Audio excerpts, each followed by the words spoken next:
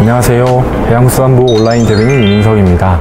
넓은 바다같이 다양한 해양수산부의 정책을 보다 알기 쉽게 설명해드리는 알기 쉬운 바다정책 백과사전입니다. 오늘은 그 세 번째 시간으로 수출입 물류 스마트화의 담당자인 해양수산부 스마트 해상물류 추진단의 신범준 사모님을 모셨습니다.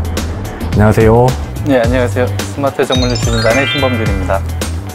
우선 스마트 해상물류 추진단에 대해서 먼저 설명해 주시죠. 예, 저희 스마트 해상물류 추진단은 저희 부가 19년 1월에 발표한 스마트 해상물류 체계 구축 전략의 후속으로서 이제 조직이 만들어지게 되었는데요. 당시에 행정안전부의 벤처형 조직이라는 이제 사업이 있었습니다. 거기에 저희가 그 내용으로 공모를 했고 저희가 2위를 했고요. 그래서 이제 벤처형 조직으로서 2년 동안 운영되는 스마트 해상물류 추진단이 만들어지게 됐습니다. 2년 동안 성과를 내야 되는 조직이네요. 예, 성과가 내면 정규 조직화도 될 수 있고 뭐 그런 성과를 내야 되는 조직입니다. 얼마 전에 이제 스마트 해상물류 추진단에서 이제 수출입 물류 스마트화 추진 방안을 이제 발표를 하셨던데요. 이게 기술적인 내용도 많고 해서 이해가 좀 쉽지 않던데 조금 이제 간략히 먼저 설명을 해주신다면. 결국 이 방안의 목표는 2030년까지 우리나라의 세계 수출입 물류 경쟁력을 10위권 안으로 끌어올리겠다라는 목표를 가지고 크게는 인프라 측면 그리고 데이터 측면으로 과제를 도출을 했습니다. 인프라 측면으로는 물류 시설, 물류 설비의 연계를 효율화하겠다는 것과 데이터 측면으로는 물류 데이터를 효율적으로 활용하겠다. 크게 그렇게 두 가지로 보시면 되겠습니다. 우선 방안의 목표가 이제 세계 수출입 물류 경쟁력 이제 10위권 안으로 이제 들어간다. 요걸 이제 목표를 삼고 있는데 이게 지금 어떤 지표로 구성되고 또 10위권 안에는 어떤 나라들이 지금 포함되어 있나요? 예, 이 지표는 월드뱅크에서 경년으로 조사해서 발표하는 지표입니다. 1000여 개 이상의 이제 국제적인 포워더들을 대상으로 설문조사해서 도출하는 것이고요. 평가 항목은 물류 인프라가 어떠한지, 통관 서비스, 물류의 정시성, 화물의 추적 가능성 등등 6개 항목으로 평가를 하고요.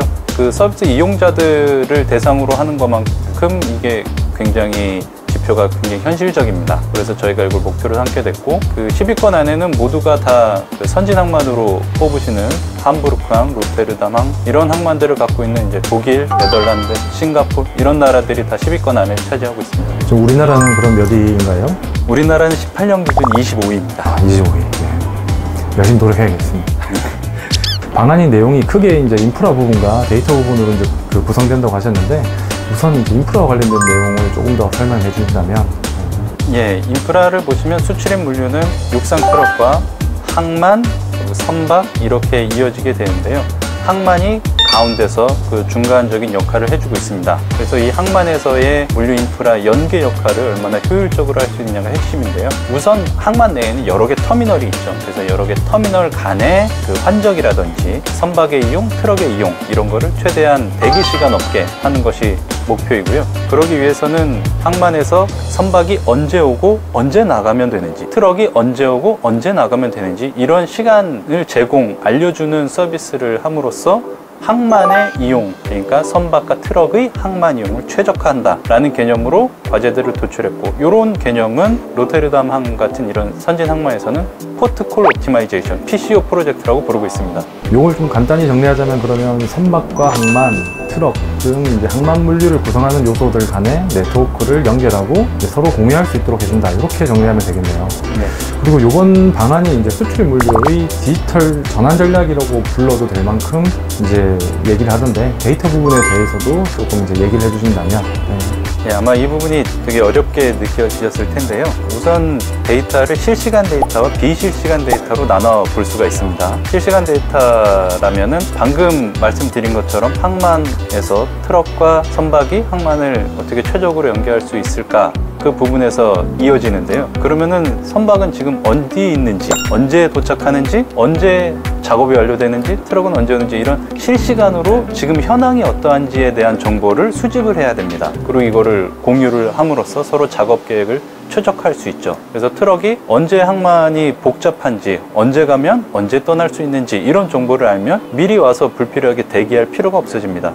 이게 실시간 데이터에 대한 이야기고요. 비실시간 데이터는 그러면 그렇게 오고 갔던 그런 화물들에 대한 정보라고 할 수 있는데요. 우선 실시간으로 이루어진 일들의 누적 데이터, 그리고 그 화물은 어떤 화물인지, 누구의 화물인지, 어디에서 어디로 갔는지 이런 정보들이 비실시간 데이터인데, 이런 데이터들은 당장의 작업 계획을 최적화하는 것이 아니라 이거를 분석함으로써 미래의 전략을 조정하고 수립하고 이런 데 활용될 수 있습니다. 그래서 이번 대책에서는 실시간 데이터를 어떻게 수집할 수 있을 것인가, 어떻게 분석할 수 있을 것인가, 어떻게 공유할 수 있을 것인가, 이런 것에 대한 그 부분의 과제들을 다 도출을 했습니다. 얘기를 들어보니까 좀 이제 감이 잡히네요. 예전에 제가 항만물류기획과에서 근무할 때도 가끔씩 항의 전화를 받았어요. 이게 터미널 앞에서 내가 지금 몇 시간째 대기하고 있다, 이거 어떻게 할 거냐에 대한 이제 항의 전화가 몇 번 들어왔었는데, 그런 문제들이 이제 좀 이제 해결될 수가 있겠네요. 네. 근데 이제 이걸 또 생각을 해보다 보니까 수출입 화물의 통관을 담당하는 곳이 이제 관세청인데, 관세청과의 협조나 정보 연계가 또 중요하겠어요. 예, 그렇습니다. 지금 말씀하신 그 관세청 문제, 이것은 아까 실시간 데이터, 비실시간 데이터로 제가 구분해서 말씀드렸는데, 이 공공과 민간으로 또 구분을 해볼 수가 있습니다. 통관 데이터는 공공물류 데이터라고 할 수 있죠. 우리 부가 수집하는 포트미스에서 갖고 있는 데이터도 공공물류 데이터입니다. 이런 공공물류 데이터는 어떻게 보면 비실시간 데이터라고 볼 수 있죠. 이게 어떤 화물인지, 누구의 것인지, 어디로 갔는지 이런 내용들이니까요. 근데 이런 데이터도 활용도를 높이기 위해서는 서로 대조해서 확인함으로써 데이터의 신뢰도를 높이는 그런 작업도 분명히 필요합니다. 그래서 관세청, 터미널 운영사, 그리고 해수부, 포트미스, 이렇게 서로의 협력이 중요한 것이죠. 이런 공공 데이터, 민간 데이터를 활용하면 새로운 비즈니스도 창출할 수 있는데요. 해외 같은 경우에는 이런 공공 데이터를 기반으로 한 비즈니스 생태계가 굉장히 활발하게 조성되어 있습니다. 네, 공공물류 데이터를 활용한 비즈니스 창출에 대해서 얘기를 해주셨는데, 조금 더 알기 쉽게 사례를 들어서 설명해 주신다면 좋겠어요.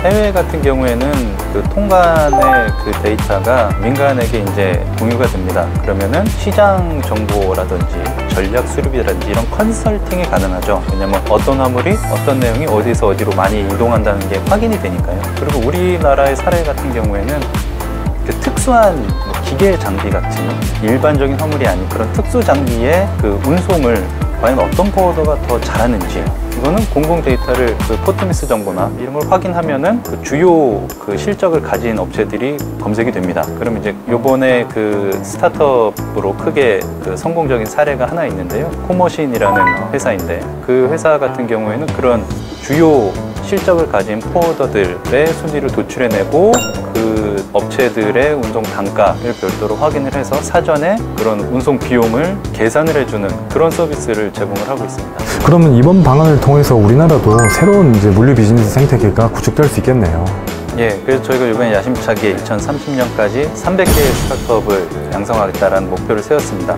물론 이를 위해서는 우리의 공공물류 데이터, 그리고 민간의 실시간 데이터 등도 수집해서 제공하는 그런 서비스 체계를 갖춰야 되고요. 관계부처, 관세청, 그리고 민간 터미널 운영사와의 협업도 중요하고, 특히 법 제도적인 측면에서 데이터 3법 개정과 연관해서 우리 물류 데이터를 잘 활용할 수 있는 그런 법 제도적인 측면도 저희가 검토해 나갈 예정입니다. 그리고 이번 방안을 보다 보니까 요 이제 관련 기업에 대한 지원 방안들도 포함이 되어 있더라고요. 데이터 활용을 위해서는 갑자기 기존의 기업들이 전화와 뭐 팩스, 이메일로 업무를 하다가 갑자기 데이터 플랫폼을 활용한 그런 업무를 하기는 어려운 부분이 있으니까요. 그래서 별도의 저희가 기업 디지털 지원 TF를 구성해서 어떻게 하면 좀 더 그 기업들이 효율적으로 이런 디지털 전환에 따라올 수 있을지 그런 효과적인 지원책을 설계할 예정입니다.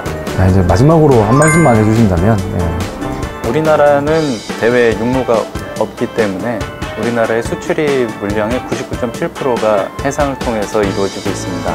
우리 부의 이런 수출입 물류 스마트화, 경쟁력 제고의 그 역할이 그만큼 중요하다고 할 수 있는데요. 예, 이제 시작하는 단계인 만큼 많은 국민 여러분들의 큰 관심과 지지를 부탁드립니다. 우리나라는 보통 무역으로 먹고 사는 나라라고 하죠. 4차 산업혁명 기술과 IT 기술을 바탕으로 우리나라 수출입 물류의 경쟁력이 한 단계 더 도약하기를 기대해 보면서, 지금까지 수출입 물류 스마트화 담당자인 해양수산부 스마트 해상물류 추진단의 신범준 사무관님과 함께했습니다. 알기 쉬운 바다정책 백과사전, 다음 시간에 더 알찬 모습으로 찾아오겠습니다. 감사합니다.